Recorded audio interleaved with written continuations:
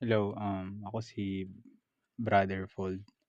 Bali, samahan niyo ako manood ng mga pag-aaral ni Brother Eli at ang topic na pag-uusapan nila dito ay tungkol sa kung bakit ginagawa ni Brother Eli ang ganitong pagtitipon na kung saan ang mga tao ay pwede magtanong. Alamin natin at samahan niyo akong panoorin kung ano ang dahilan ni Brother Eli kasi naiiba siya sa mga ibang mangangaral na ganito ay kaya niyang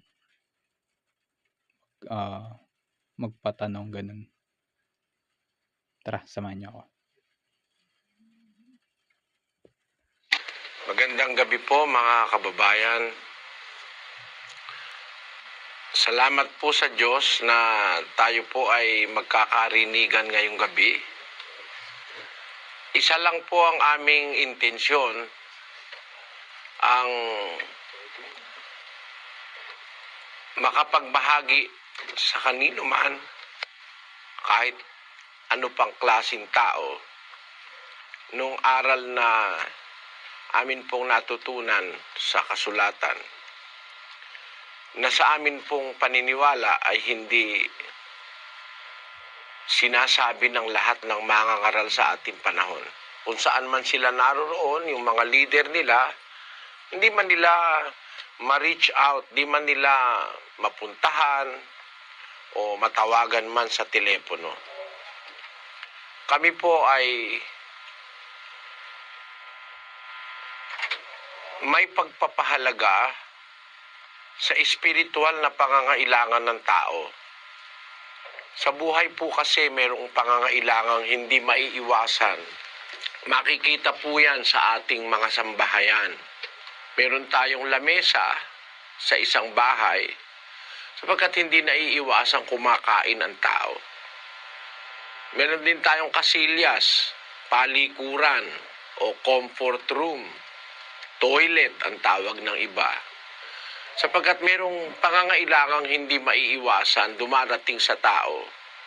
Kailangan niyang pumunta sa palikuran o sa comfort room. Meron din tayong kwarto kung saan meron tayong mga nararamdaman na hindi natin maaaring ipakita sa iba. Nagaganap yun sa ating mga silid. Sa buhay po ng tao, meron tayong tinatawag na pangangailangang natural. Kailangan nating uminom pag tayo'y nauuhaw. Ang nakakaligtaan po ng iba, meron tayong pangangailangang espiritual. Marami pong relihiyon ngayon, hindi gumagawa ng paraan para yung pangangailangang espiritual ng kanilang mga inaakay ay kanilang matugunan o masagot. Kami po sa aming pag-akay sa aming mga kapatid, nag-i-establish kami ng linya ng komunikasyon para kami ay makausap ng aming mga kapatid. Hindi po ang makakausap ng kapatid ay yung mga manggagawa na tinuturuan lang. Nakakausap po nila mismo ako, gaya ngayong gabi. At sa ginagawa naming ito, gusto naming bigyan ng bahagi ang ating mga kapwa-tao na mayroong mga bagay ng pananampalataya na gumugulo sa kanilang kaisipan para makatulong kami kahit papaano sa tulong ng Diyos. Baka kami po ay sa isang tanong, meron kasi akong isang nakausap na tao na gusto niyang magpakamatay. Dalawa silang mag-asawa, meron silang problema sa pamilya. Nagkasundo silang magpapakamatay sabay. Napakinggan po yung programa ko. Tapos tumawag sa telepono, nagtanong. Sa awa ng Panginoon, hindi sila nagtuloy dun sa balak nilang pagpapakamatay. Nung gabi na yon, Ang ibig ko lang pong sabihin sa inyo, dalawa po kasi ang ating bahagi ng pagkatao. Meron tayong pagkataong binubuo ng materya, yung ating laman, buto, puso, buo nating katawan. Pero sa kabila ng katotohanang nakikita natin, meron po tayong bahagi na hindi nakikita, yung tinatawag sa Biblia na espiritu, kaluluwa. Yun po ay nangangailangan din ng pagkain. Meron din po yung mga nararamdaman. Ewan ko kung hindi nyo nararamdaman na meron kayong espiritu. Isang bagay na hindi natin maipaliliwanag basta-basta. But there is something in us which is not material. It's not physical. Basahin po natin ang 2 Korinto 4:16. Kaya nga, hindi kami nanghihimagod. Bagamat ang aming taong labas ay pahina, ngunit ang aming taong loob ay lumalakas sa araw-araw. Sa English po ang pagkakasabi dyan, for which cause we faint not. But though our outward man perish, yet the inward man is renewed day by day. Meron kaming sabi ni San Pablo, bagaman yung aming pagkataong labas ay pahina, ngunit ang aming pagkataong loob nababago sa araw-araw, sabi po niya. So meron talagang ang tao, meron tayong spiritual part. Meron po tayong spiritual part of our being. Yun pong spiritual part na yon ang nangangailangan ng spiritual nourishment. Kaya po, mayroon pong mga aral na galing sa Diyos, hindi lamang para sa ating pagkataong labas, kundi para din sa ating pagkataong loob. Maraming tawag ang mga tao tungkol doon sa ating pagkataong loob. Pero sa Biblia, kung tawagin po yun ay pagkataong loob, ibig sabihin, yung spiritual o yung bahaging spiritual ng ating pagkatao.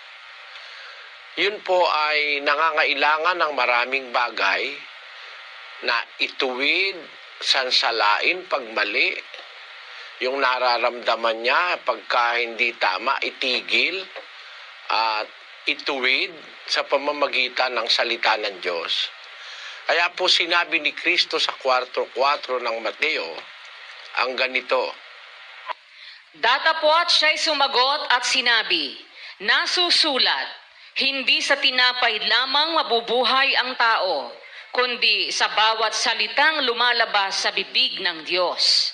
Ayon, maliwanag po yun, hindi lamang sa tinapay nabubuhay ang tao, kundi sa bawat salitang lumalabas sa bibig ng Diyos. Meron pong pagkaing espiritual, hindi lamang yung material na tinapay. Yung material pong tinapay, mga kababayan, ano lang yan, para lang yan sa laman, for the physical nourishment of our material being. But we have also our spiritual side of our being, which must be nourished by the Word of God. Man shall not live by bread alone, but by every word that proceedeth out of the mouth of God. Yan po ang sabi ng kasulatan. Sa Ilocano, ang pagkakasabi dyan, ngamiso simungbat ket kinunana, adda na isurat, saan laeng at tinapay ti pagbiag to ti tao, nudiket ti isu amin asao, arumwar itingiwat ti Dios. hindi lamang sa tinapay mabubuhay ang tao dahil meron nga tayong buhay na nangangailangan ng spiritual nourishment. Yan po ang aming layunin kung bakit kami nag-aanyaya sa inyo. At sana marapati ninyo mga kababayan na kayo ay aming mapaglingkuran sa pamamagitan ng pagsagot sa mga tanong na nasa inyong kalooban. Marami na po kasi akong karanasan. Ako'y matanda na. Sa tagal ng panahon, nakita ko saan man ako pumunta, pag ang tao po ay sumasampalataya, meron siyang mga tanong.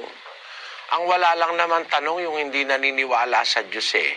Yung mga talagang masasamang tao na mga kriminal, wala namang hinahanap sa buhay ang ganong mga tao, kundi yung magawa yung gusto nilang gawing kasamaan, labag sa kalooban ng Diyos. Pero pag ang tao po naniniwala sa Diyos, may paniniwala siya sa kabilang buhay, naniniwala siyang meron dapat maging kaligtasan at meron dapat malaman, ay meron siyang mga tanong na naiisip. Merong mga dumarating na kung minsan ay mga problema para na gusto niya masatisfy. Kaya lang karaniwan, wala kang mapagtanungan. Pagka po ganun, walang pagmamalasakit sa ating kaluluwa, yung mga umaakay sa atin, wala silang pakialam kung ang ginagawa natin ay tama o mali. Ngayon, sa atin po, ang aking masasabi, gusto naming makarating ang aral ng Diyos na aming natutuhan sa kapwa-tao. Ako po ngayon ay nagbo-broadcast 24 na oras isang araw sa satellite, sa television, sa internet. Sa lahat ng paraang pwede kaming makarating sa mga tao. At salamat sa Diyos, ngayon naman galing ako ng Africa, papunta naman ako ng Baler. Although, hindi naman po ako makakarating diyang personal dahil napakalayo ng aking kinalalagyan. Meron naman pong provision sa Bibliang ganon. Ang sabi po ng apostol na si Pablo sa unang Korinto 5:3, ganito, Sapagkat ako sa katotohanan, bagamat wala sa harapan ninyo sa katawan, ngunit ako'y nasa harapan ninyo sa espiritu. Ayan, sumulat po si Pablo sa mga taga-Korinto nung una, wala man ako sa katawan, pero ako'y nasa harapan ninyo sa espiritu. So, pwede po pala na kahit wala kang personal, basta't nakakarating yung salita ng Diyos, para ka na rin nasa harapan nila sa pamamagitan ng espiritu. Ganun na lang po ang aking pinagbabatayan ngayon dahil nung isang araw po ang aking kausap taga ron sa Latin American countries, imposible pong makalibot ako sa mundo ng ganong kabilis dahil halos araw-araw po meron tayong kausap sa iba-ibang lugar. Sa pamamagitan nitong komunikasyong available sa ating panahon, kahit nga po sa barko yung nasa gitna ng malawak na karagatang Atlantiko, nagkakaroon kami ng exposition sa barko sa pamamagitan ng internet. At ito po ay napakagandang paraan para magkausap-usap tayo mga kababayan, aking mga kababayan Pilipino na alam ko marami sa atin ang mahihirap. Siguro gusto ko kayong paglingkuran sa gusto ninyong pag-usapan. Kung meron pong magtatanong, mag-umpisa na tayo kasi mas maganda yung kanilang gustong malaman ang aking sabihin o i-expound. Umpisa tayo kung merong magtatanong.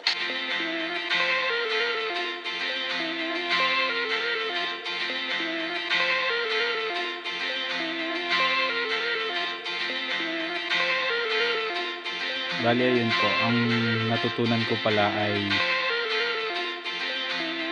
kung saan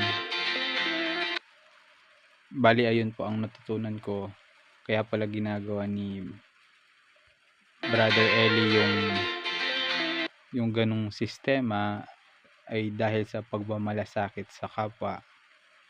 Dahil yun nga, maraming mga tao na gusto magtanong. At pangalawa, meron naman palang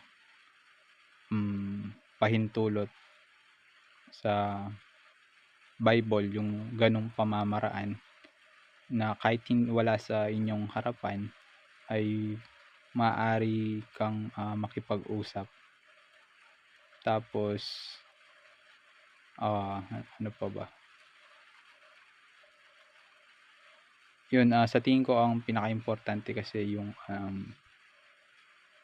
yung huli niya sinabi, yung mga gusto nating malaman ay yung mga tanong natin, yun yung mga mas magandang mapag-usapan, dahil nga yung iba tanong din nila yon kaso nahihiya kang magtanong.